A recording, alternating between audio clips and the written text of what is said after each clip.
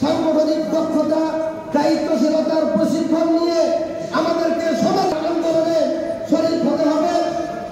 সর্বশেষ বলতে চাই, এই টাঙ্গাইল আমরা মাওলানা মামুনুল হক হাফিজাহুল্লাহ গ্রেফতারের পরে টাঙ্গাইলবাসী অল্প কিছু মানুষ হলেও তার গ্রেফতারের প্রতিবাদে আন্দোলন চালিয়ে গিয়েছিল।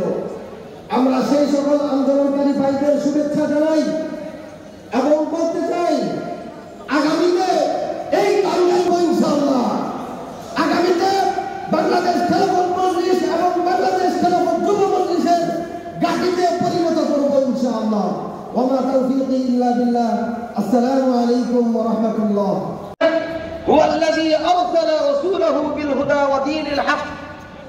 আল্লাহ রাব্বুল আলামিন তার প্রিয় হক দিয়ে আমাদের মাঝে এই বিশ্ববাসীর কাছে পাঠিয়েছিলেন, লিইয়ুযহিরাহু আলা দ্বীনি কুল্লি, দ্বীন ইসলামকে অন্যান্য সকল মতাদর্শের উপরে সাংগঠনিক দক্ষতা, দায়িত্বশীলতার প্রশিক্ষণ নিয়ে আমাদেরকে সমাজ আন্দোলনে শরীক হতে হবে।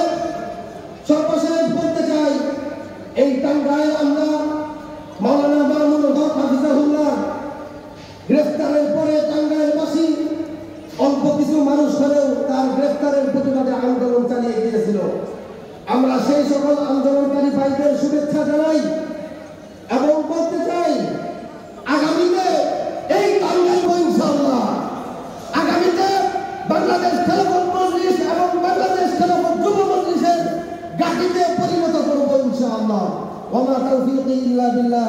আসসালামু আলাইকুম ওয়া রাহমাতুল্লাহ। এবং আমাদের বিভিন্ন জায়গা থেকে আগত তৌহিদি জনতা।